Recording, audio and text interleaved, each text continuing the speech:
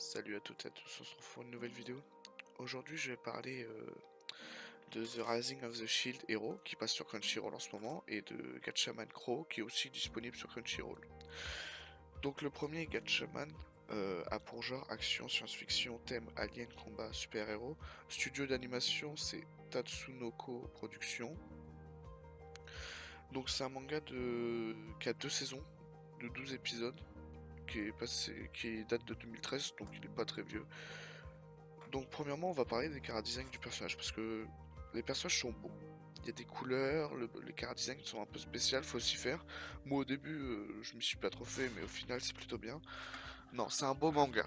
Ensuite on va parler d'histoire, donc ça nous raconte l'histoire d'Hajime qui vit dans un Japon un peu futur et elle va devenir une gatchaman. Une gatchaman c'est quelqu'un qui doit se cacher aux yeux de la population et défendre la population des aliens.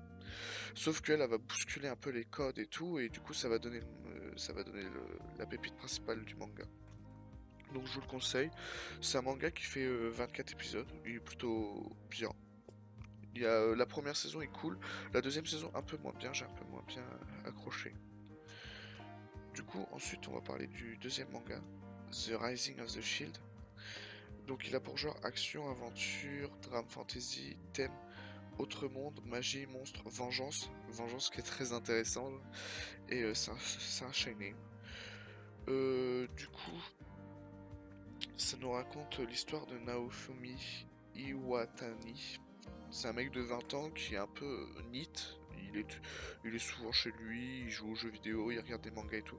Sauf qu'un jour, il va être déplacé dans un autre monde. Et le problème que quand il va être déplacé dans cet autre monde, c'est qu'il va... comment dire? Il y a 4 classes dans cet autre monde de héros. Il y a le bouclier, l'arc, l'épée, la lance. Et lui va hériter du bouclier, sauf qu'il va pas trop se faire respecter et tout au début.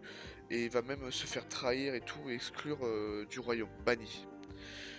Du coup l'histoire prend place dans ce contexte-là, du coup je vous le conseille.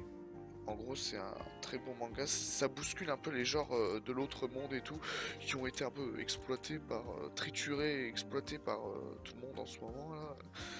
Faut voir ce qu'ils vous font et tout parfois. Mais je vous le conseille, c'est un très bon manga, on s'attend pas à ce qui va arriver et tout. Il est plein de bonnes surprises. L'animation et le chara-design du personnage sont normales. L'animation, il n'y a pas une très grande effort d'animation, c'est classique quoi. Mais par rapport à ce qu'il raconte, il se suffit amplement. Donc on se dit pour une prochaine vidéo, j'espère que vous pouvez mettre un like, partager, commenter. On se retrouve pour une prochaine vidéo.